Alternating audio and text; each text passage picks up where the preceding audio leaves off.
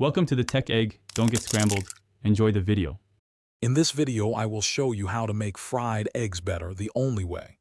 Achieving a perfect fried egg starts with the right ingredients and technique. You'll want fresh eggs, a good non-stick pan, and a little fat.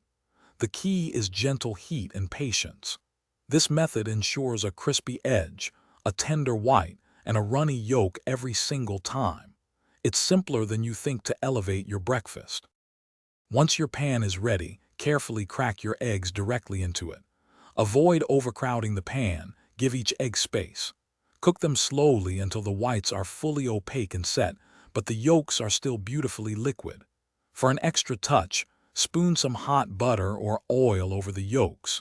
This gentle basting helps cook the top without flipping, keeping the yolk intact and warm. Hey everyone, if you're finding these tips helpful for your breakfast game, please hit that like button and subscribe to the channel. And speaking of simple paths to wealth, just like a simple path to a perfect fried egg, I highly recommend The Simple Path to Wealth. It's a fantastic book that can truly change how you think about money. Check the description for the link and other great deals.